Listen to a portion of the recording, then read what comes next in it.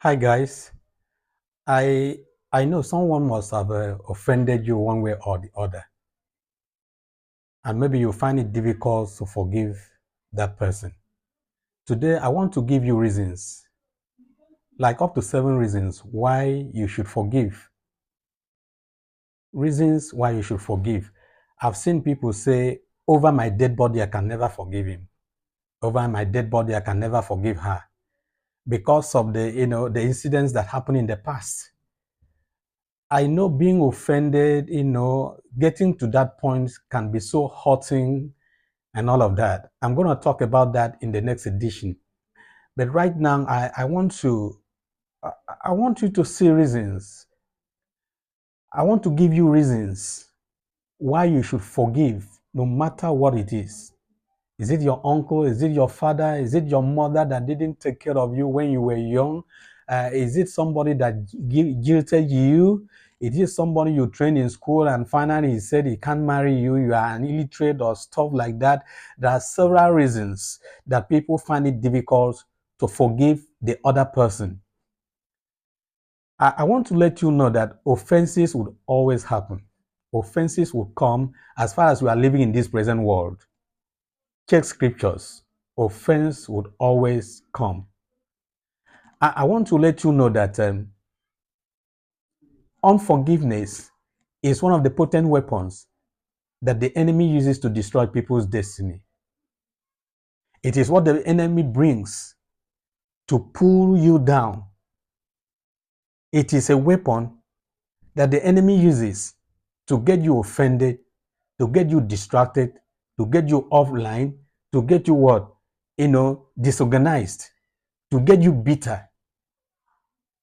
It is a potent weapon that the enemy uses. Now, when you choose not to forgive, it makes it impossible or difficult for God Himself to forgive you. If there is time, I'm going to tell you 2 instances. It makes it impossible for God to forgive you even in eternity. Why? Because the blood of Jesus does not atone for unforgiveness.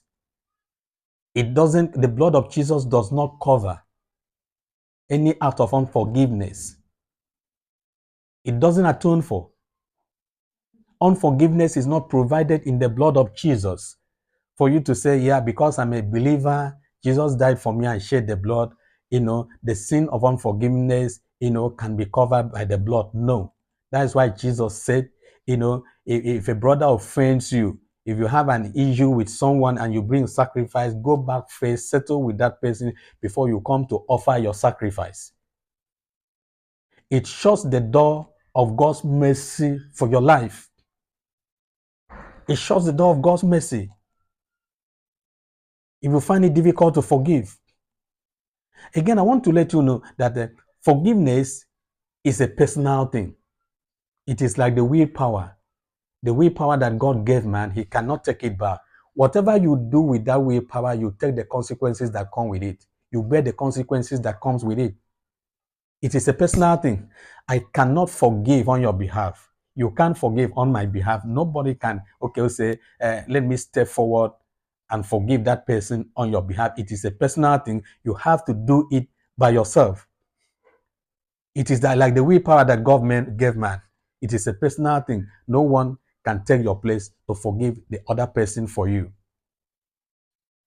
There's this story of a revered man of God. He's a founder of one of the biggest Pentecostal churches in Nigeria today. He died, he had an issue with someone. Maybe he uses the tract of that other person's church. He did not know about the issue of, plagiarism, copyright and all of that. He picked up that, that tract, developed it and used it for church evangelism in his own church.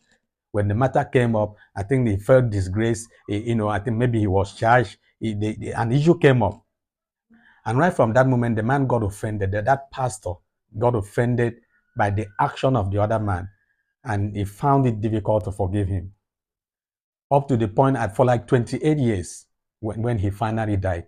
And when he got there, he saw a mansion, a beautiful place that was prepared for him. But an angel showed up and said, "You can't enjoy any of these things. You need to go back." I said, "Why?" He said, "You need to go back and forgive Pastor or this person." He mentioned the name. That was how they gave him opportunity to come back to this life, call people, whether they send a letter or a delegation to go tell that other man that I've forgiven you. Thank God he had that mercy, and was given that opportunity. Otherwise, all that he labored for in God's vineyard as a pastor, as a founder of that church, would have been in vain. He would have lost out in eternity. So you need to forgive. You need to forgive. Let me tell you my personal experience. I was a young guy then. I was working in the bank. My first job was as a banker and all of that. I was doing well. I had a small bike back then, 19 what? I should be talking about 1994, 1993, 94. I don't know where some of you were at that time. But at that time, I had already gotten a job with the bank. I was doing well. At age 28, I had started a building, in my village. So there's this friend I had in the city, and very close friend. One day he followed me to my village and got to see that I'm doing that kind of building and stuff like that. So from that moment, he became jealous. I didn't know what was in his mind. And so at the point in time, I got a transfer to Lagos. I got a transfer from my branch to Lagos and was preparing to go and all of that. He came to my house, said, please give me that your machine. A new machine that time. Who could afford a car that time? That machine was my everything, beautiful, nice. I was, moving around in town. He said, give me that machine. I want to go and deliver something to somebody. I gave him the machine, a motorbike I'm talking about, a motorbike. And he drove out. Till today, I have not seen that machine. I've not seen that motorcycle. The next thing he wrote, there was no phone that time. There was no mobile phone. He wrote a letter and sent to me that if I need that machine, that motorcycle back, I should give him a certain amount of money. I don't know. And all of that is a long story. I left for my transfer. Till today, I've not seen that machine. But what I'm saying is that if I see him today, we do see, I met him a couple of years back.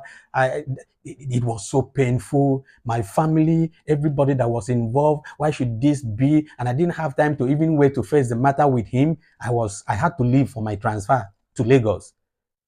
And that was how I lost that machine till today. But what I'm saying is that if I see him today, we'll sit down together, we chat, we have fun, we drink and all of that. I had already forgotten about it. I had already forgiven him. That is how it should be. I do not hold grudge. You don't need to. It can be so painful. In my next video, I'm going to tell you what it is, how hurtful it can be, how painful it can be for you to, for someone to offend you. There are several degrees of offenses. I'm not going to take your time in this video. This is where I'm going to end it. I'm pleading with you. If you can have a heart of gold.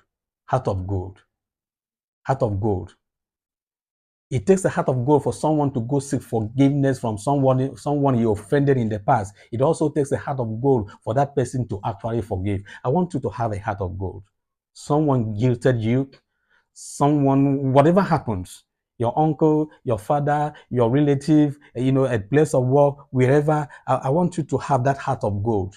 Find a place in your heart to forgive. I'm going to tell you the benefit of forgiveness, the restoration that comes with forgiveness. Just find a place in your heart to forgive someone. I want you to share this video, send it to someone maybe have an issue, share it to friends and, like it. I want you to follow this page for the next edition because this is going to be a series. It's going to be a series of the things I'm going to talk about. So if you miss out in one, you may not be able to get the other. Whatever is your comment, if you have been a victim of an offense, and you make up your mind, you said, over my dead body, I'm not going to forgive that person. I want you to make your comment. You can reach out to us. We'll reach out to you. We can work together. I'm praying for you that you find a place in your heart to forgive that person, to let go of that situation so that you can obtain mercy from God, so that you can be free in your mind. It is well with you. Thank you for your time. God bless you.